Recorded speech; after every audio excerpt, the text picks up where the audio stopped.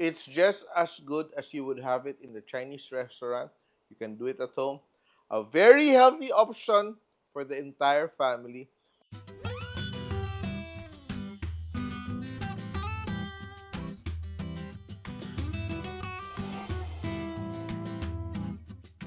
If you love tofu, you will love this recipe. It's so delicious and also very healthy. Kaya let's try to do it together. I just discovered it in one restaurant and now gusto ko siyang aralin. So this is the first time I'm making this recipe and it uses a lot of spinach and also instead of tofu, we are using soy milk. So ito, hinihimay ko itong aking spinach because we are making Spinach Tofu, which is a Chinese restaurant recipe. And I was wondering, paano kaya nila ginagawa tong recipe na to? Because, it's so delicate, it's so delicious, and very healthy. Throw this into my boiling water, season with a little salt. You can also use frozen spinach, di ba? Merong nabibiling frozen spinach. Or you can replace it with kangkong or ano ba yung gusto mo na greens. Pwede nga dito malunggay siguro. But today, we are just following the recipe and also making some alterations. I will just chop this by hand.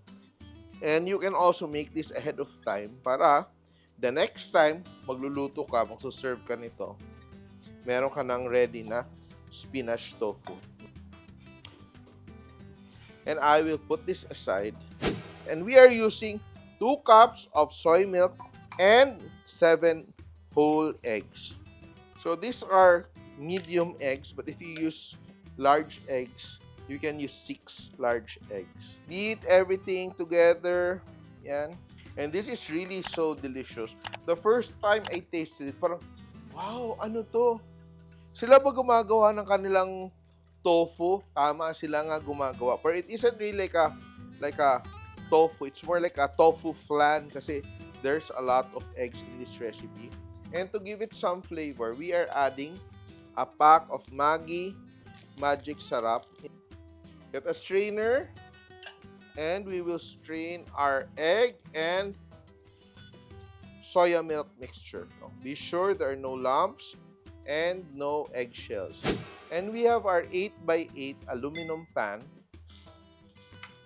I will just brush oil just to make sure. Ito yung insurance natin, but you don't really have to. But I will just like brush it with oil.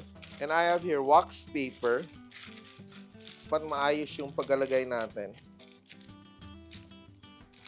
Be sure that you fold the edges neatly para maganda yung ating pag-unmold later. Right now, this is one of the favorite things I order in Chinese restaurant. Not every Chinese restaurant has this. So, ito siya, yung nakikita mo, parang siyang pieces of tofu na ganyan, na green yung ilalim, then yung taas yung tofu. So, it's just very simple. So, you can actually add this here and mix it. Or, you can arrange it here. Pero ang problema, pag in-arrange mo dito, paglagay mo ng inyong tofu, kakalat din siya. And all we do now is to pour it here. No? So what happens is that ang ating mga spinach will settle. And now, we have to cook this gently. Look ha, pinahinaan ko yung apoy. And just like a flan, leche flan natin, dapat hindi matuluan ng tubig on top. So we have our aluminum foil and we will cover it properly.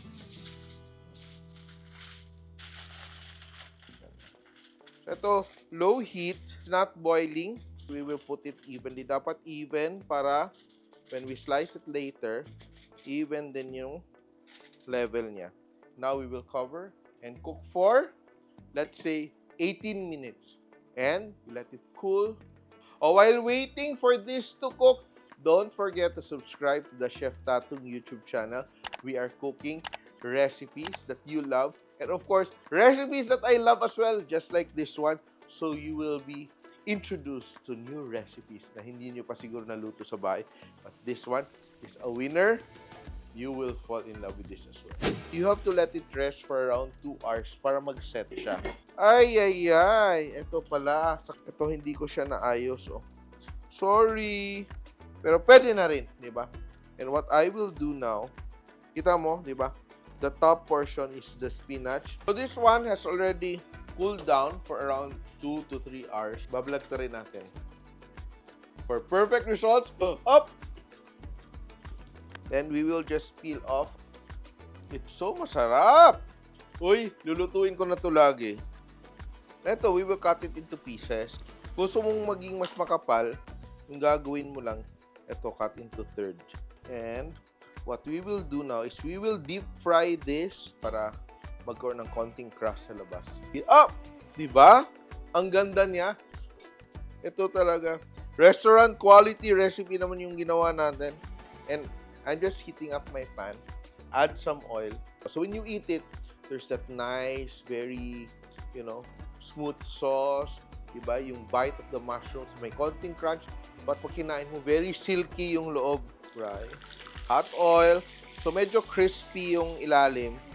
And the cooler it gets, the more firmer it becomes, no? Ito siya. Pero seriously, sobra akong happy dito. Fry, fry, fry. Yan, oh. Konting crisp. Huwag natin madaliin para masarap siya.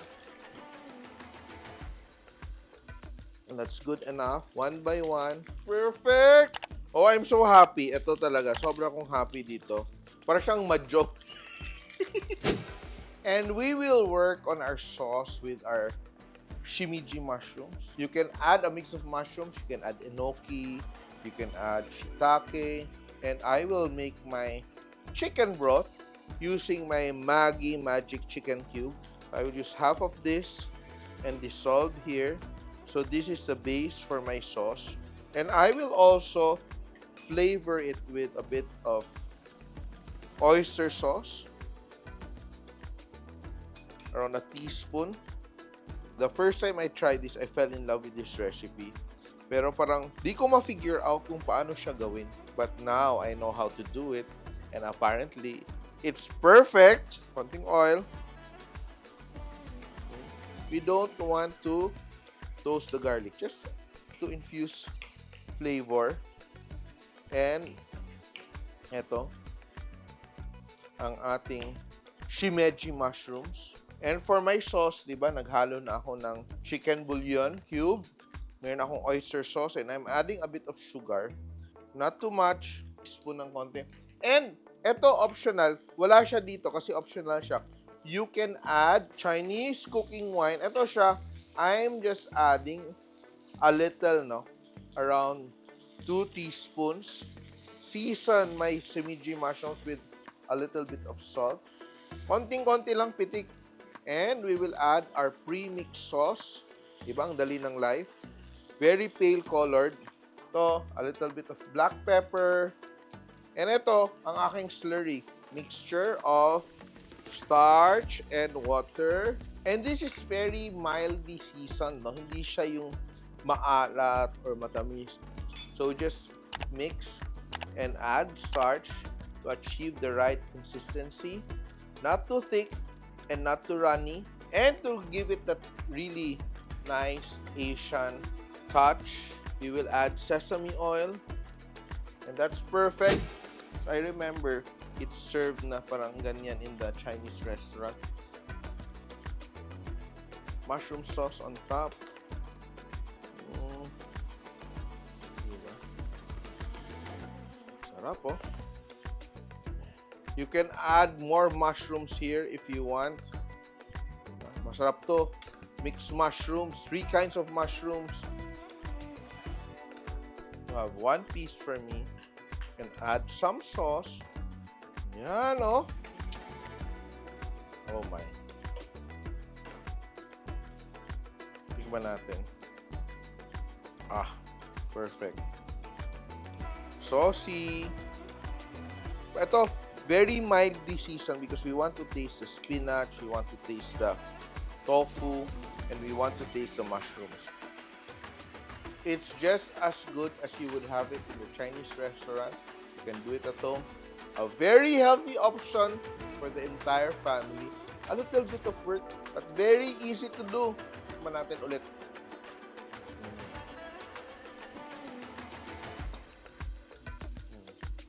Don't forget to subscribe to the Chef Tatung YouTube channel. Marami tayong gagawin ganito.